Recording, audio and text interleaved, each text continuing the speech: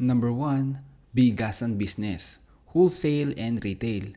Alam mo, isa sa pinaka-stable na negosyo sa probinsya, yung bigasan. Kasi kahit anong mangyari, kakain at kakain pa rin ang tao. Rice is life, ika nga. Ang maganda pa rito, hindi ito seasonal, araw-araw may bumibili. Pero hindi porkit bigasan, basta ka nalang bibili ng sako at magbebenta. May diskarte rin dito. Una sa lahat, hanap ka ng magandang location. Somewhere malapit sa palengke, sa main road, ng barangay o kahit sa tapat ng bahay mo kung madalas ang tao doon. Ang mahalaga, madali kang makita at mapuntahan. Humanap ka ng maayos at legit na supplier. Piliin mo yung rice mill o distributor na may magandang presyo at flexible payment terms. Kapag nakuha mo yun, mas madali kang makikipagsabayan sa malalaking tindahan. Pagdating naman sa capital, sa probinsya, pwede ka na magsimula sa 50,000 hanggang 100,000.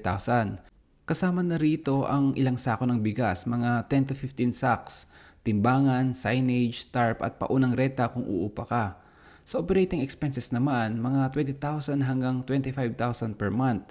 Depende sa renta, kuryente, allowance ng helper at delivery. Pagdating naman sa income, kung makabenta ka ng 10 sako kada araw na may 70 pesos hanggang 100 pesos markup per sack, that's around 700 to 1,000 a day. That's roughly 21,000 pesos to 30,000 pesos per month. Pero syempre may expenses ka pa. Kung 10 sako lang per day, break even ka pa lang nun. Pero kung maabot mo ang 20 sako per day, pwede kang kumita ng 21,000 to 30,000 net monthly. Ang kagandahan dito, pangangailangan siya ng tao kaya hindi ganun kahirap i-achieve yan. Kailangan mo lang ng effort sa pag-promote lalo sa mga restaurant at community mo. Sa pros naman, araw-araw ang benta, hindi napapanis at basic need. Sa cons, medyo mataas ang capital at kailangan bantayan ang presyo ng bigas kasi pabago-bago. Ang magandang tip dito, huwag ka agad magpapatong ng sobrang taas. Mas maganda yung maliit ang tubo pero mabilis ang ikot ng benta.